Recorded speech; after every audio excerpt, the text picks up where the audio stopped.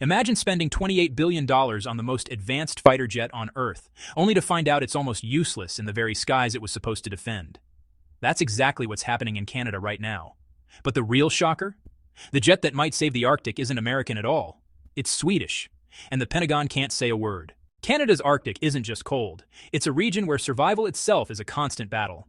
Blizzards last for weeks, temperatures plunge below minus 50 degrees Celsius, and magnetic interference from the poles regularly scrambles electronics. Here, the rules of warfare are different.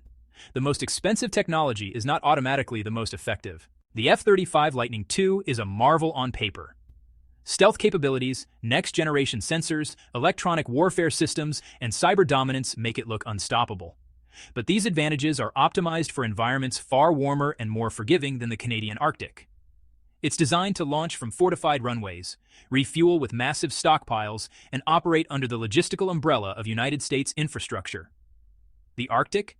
That's a different battlefield entirely. Enter Sweden's Gripen E. This is not a fighter jet built for global prestige. It's a jet built for survival. The Gripen can take off from 800-meter stretches of frozen highway, requires no hangars, and can be fully refueled and rearmed by a crew of 5 in under 10 minutes. Each flight costs only $7,800. The difference isn't just numbers on a page. It's operational reality. With the Gripen, Canada can maintain a constant patrol, respond immediately to threats, and disperse forces across multiple positions along the Arctic frontier. Recent simulations tell the full story. The F-35 completed just 42% of assigned missions in Arctic winter conditions. Gripen, over 90%. In real-world terms, that's the difference between a country that can enforce sovereignty and one that can only make gestures. Canada's defense experts emphasize that in Arctic warfare, victory doesn't go to the most advanced plane. It goes to the one that shows up, consistently, everywhere. But the Gripen's advantage goes beyond numbers. Its systems integrate radar, infrared, and electronic warfare into a single Arctic-adapted network. It can track cruise missiles and bombers from long distances, share targeting data with ground units, and intercept hypersonic threats, missions the F-35 was never designed to perform in polar conditions. Magnetic interference, extreme cold, ice accumulation. The Gripen handles all of it natively. Economics matter too. With the Gripen, Canada can fly multiple missions every day. F-35 costs Force a handful of sorties per month. Pilot training follows the same pattern, 6 times more flight hours on the same budget with Gripen. This isn't just about planes, it's about building an air force capable of real deterrence, not a ceremonial display. Geopolitical consequences ripple outward. If Canada, a loyal NATO ally and NORAD partner, publicly rejects the F-35 for Arctic operations, it sets a precedent. Poland, Finland, Norway, and other nations in harsh environments may reconsider multi-billion-dollar contracts. Sweden, once dismissed as a regional competitor, now holds the upper hand in Arctic-adapted air power.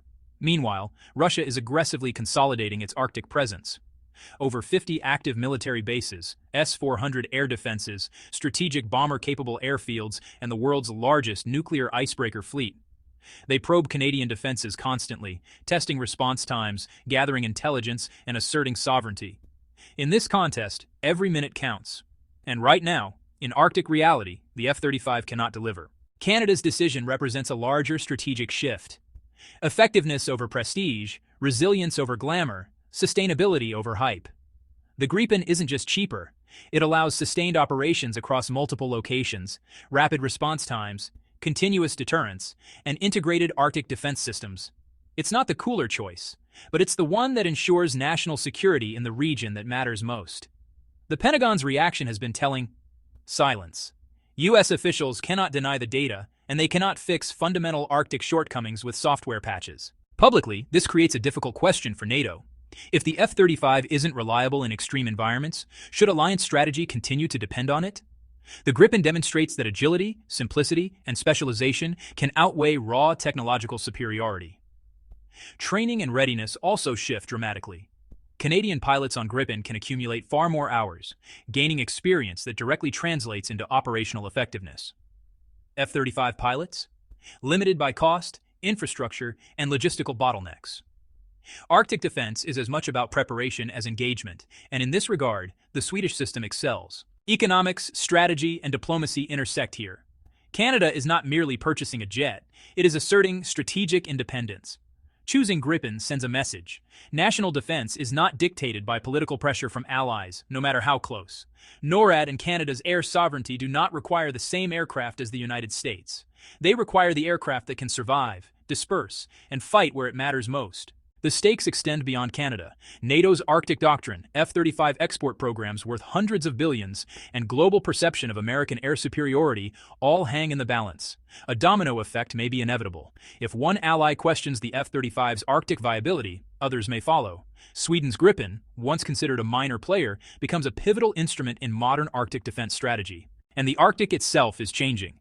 Melting ice, new shipping lanes, resource exploration, and growing Russian assertiveness create pressure to maintain constant aerial presence.